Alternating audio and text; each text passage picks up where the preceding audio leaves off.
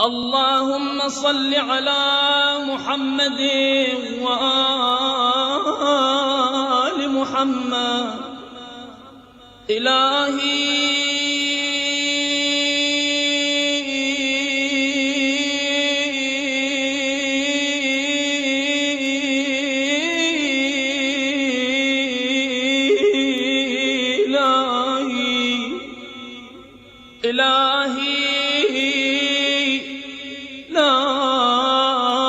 تؤدبني بعقوبتك ولا تمكر بي في حيلتك من أين لي الخير يا رب ولا يوجد إلا من.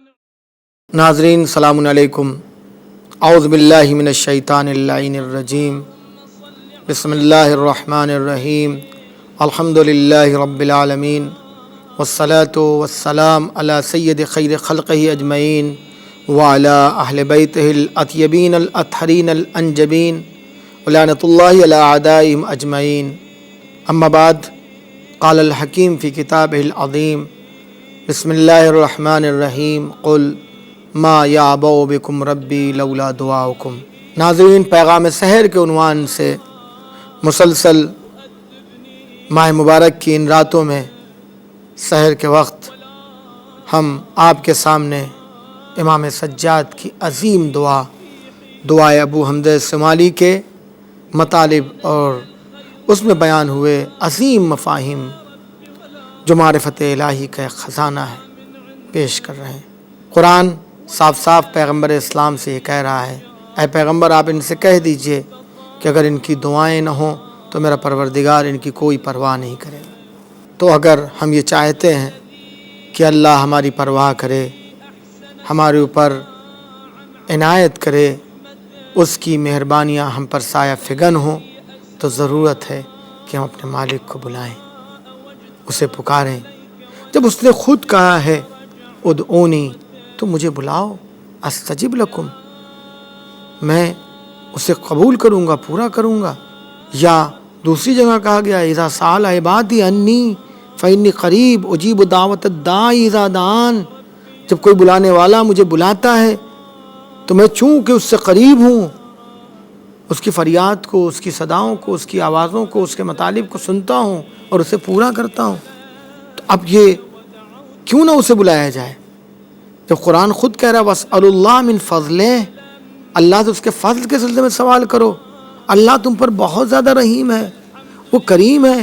اس کی دو صفتیں بارز ہیں جن سے قرآن شروع ہوتا ہے، بسم اللہ الرحمن الرحیم. اللہ بہت مہربانی کرنے والا ہے، بہت زیادہ وہ رحمان ہے، وہ رحیم ہے. تو پھر کیوں نہ اس کی رحمتوں کو آواز دی جائے.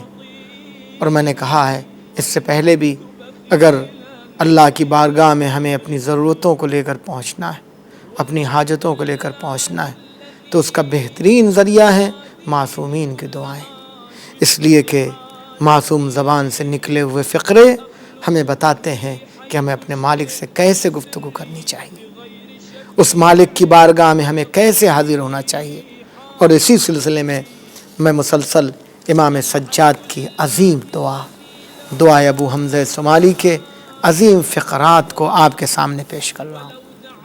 امام سجاد نے جو فرمایا ہے، پروردگار تیرے سلسلے میں میں حسن ظن رکھتا ہوں، لہذا یہ کیسے ممکن ہے کہ کوئی تیرے بارے میں حسن ظن رکھے اور تو اسے معاف نہ کرے، جبکہ تو نے خود وعدہ کیا ہے کہ میں بخش دوں گا، میں چشم پوشی کروں گا ان لوگوں کے سلسلے میں جو میرے سلسلے میں حسن ظن رکھتے ہیں. تو پروردگار پھر میں کیسے یہ امید کر لوں کہ تو میرے سلسلے میں حسن ظن سے کام نہیں لے گا. وما انا یا رب وما خطری، پروردگار میں کیا ہوں، میری اوقات کیا ہے. جب تو بڑے بڑے گناہ گاروں کو بخش دیتا ہے تو پھر میں کیا ہوں. فہبنی بفضلک، پروردگار مجھ پر کرم فرما اپنے فضل سے، مجھے عطا فرما اپنے فضل کو. وتصدق علی بعفوک، اور اپنی مغفرتوں کا صدقہ مجھے دے، اپنی مغفرتوں کو عطا کر۔ ای رب جللنی بسترک، پروردگار اپنی ستر سے، اپنی پردہ پوشی سے میرے گناہوں کو ڈھانک دے۔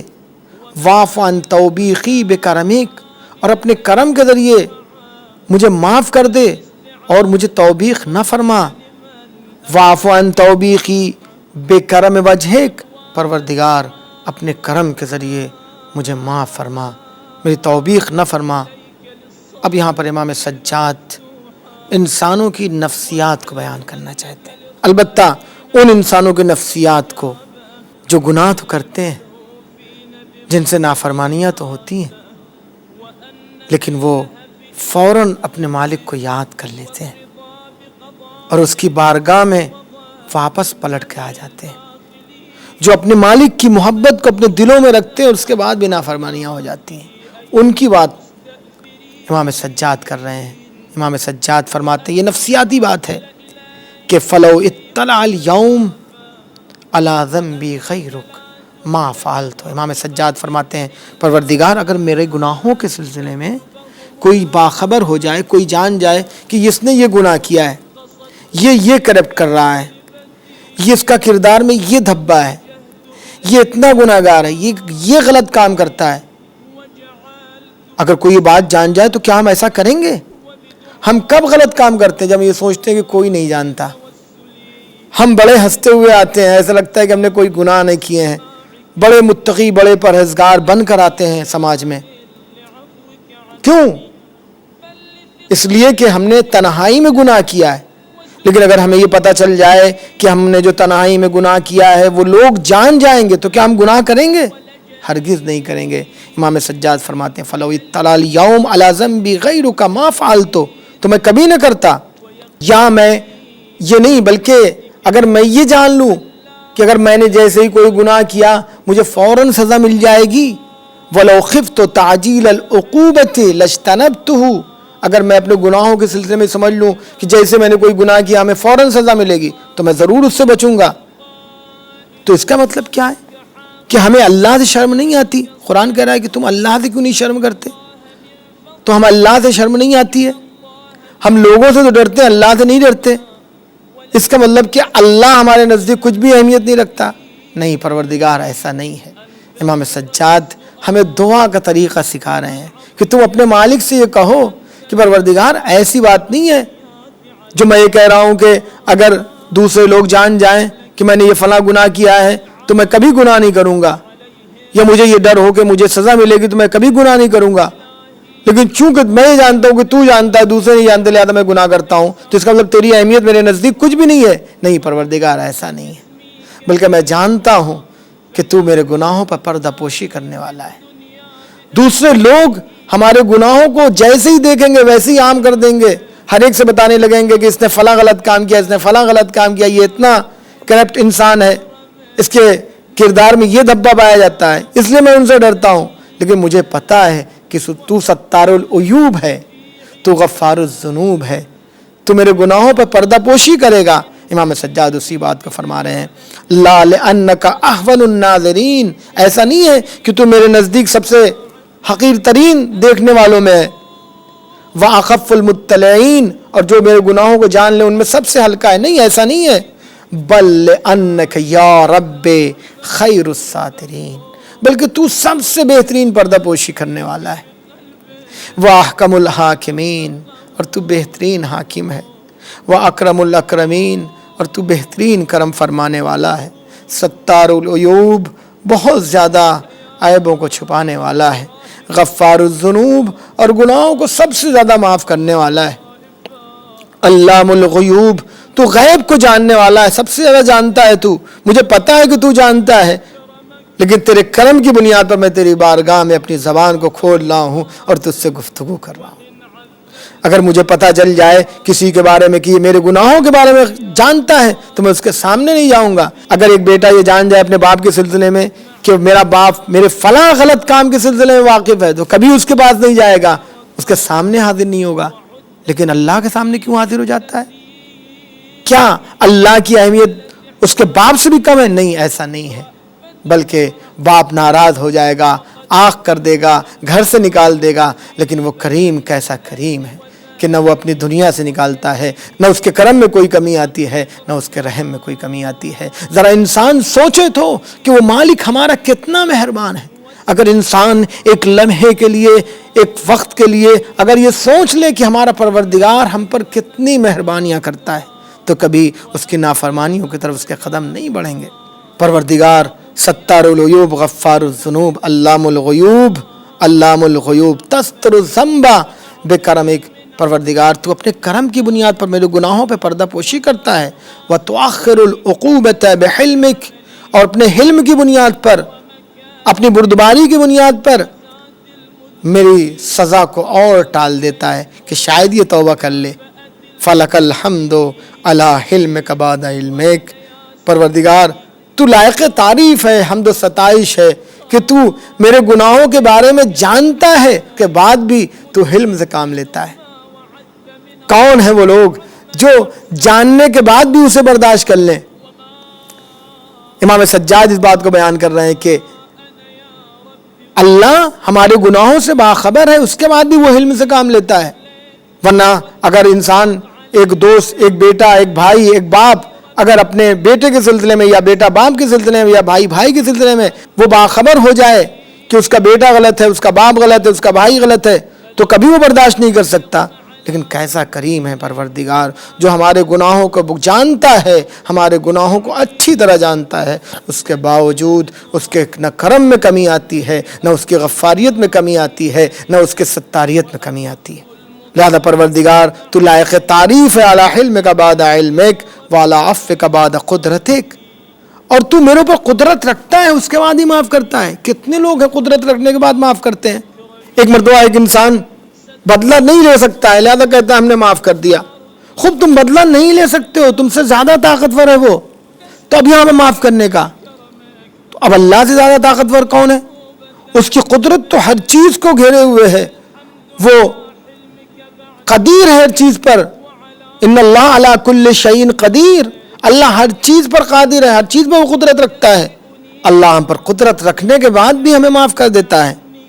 پروردگار، امام سجاد فرما رہے ہیں، پروردگار یہ قدرت کے بعد بھی تیرا معاف کرنا، یہ جاننے کے بعد بھی میری پردہ پوشی کرنا، یہی وہ باتیں ہیں کہ یحملونی فیجرونی علی معصیتک، یہی وہ چیزیں ہیں جو تیری نافرمانی پر مجھے ابھارتی ہیں کہ پروردگار تو ہمیں معاف کر دے گا ہی، اس کی ستاریت میں کوئی فرق نہیں آتا۔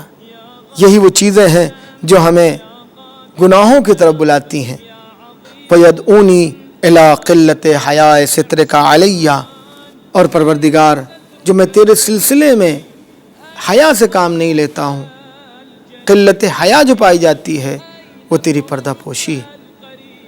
لہذا میرے بھائیوں، میرے نوجوانوں، امام سجاد ہمیں یہ درس دیتے ہیں کہ تم بارگاہ خدا میں جاؤ تو کیسے اس سے مناجات کرو، کیسے اس سے دعا کرو، کیسے اس سے گفتگو کرو۔ اتنے گناہ تم نے کیے ہیں تو کم سے کم جب تمہیں یہ یاد رہے گا کہ پروردگار ہمارے گناہوں کے باوجود ہم پر مہربانی کرتا ہے، رحم سے کام لیتا ہے، مغفرت سے کام لیتا ہے، وہ اس کے باوجود ستار العیوب ہے ہمارے لیے، غفار الذنوب ہے، تو کم سے کم ایک لحظے کے لیے سوچو وہ ہمارا مالک ہمارا کتنا خیال رکھتا ہے جبکہ وہ ہم سے بے نیاز ہے۔ تو جب ہم اس کے محتاج ہیں تو کیا بندگی کا یہ تقاضا نہیں ہے کہ اس کی معصیت سے بچا جائے، اس کی نافرمانی سے بچا جائے؟ آئیے ہم سب اس سحر کے اس عظیم وقت میں، اس عظیم موقع پر ہم اپنے مالک کی بارگاہ میں دعا کرتے ہیں، پروردگار ہمارے گناہوں کو بخش دے، پروردگار ہمیں توفیق دے کہ ہم تیری نافرمانیوں سے بچ سکیں۔ آج کے لیے بس اتنا ہی، انشاءاللہ ہم پھر آپ سے ملاقات کریں گے اپنے اگلے ایپیسوڈ میں امام سجاد کی اسی عظیم دعا کے عظیم مطالب کے ساتھ۔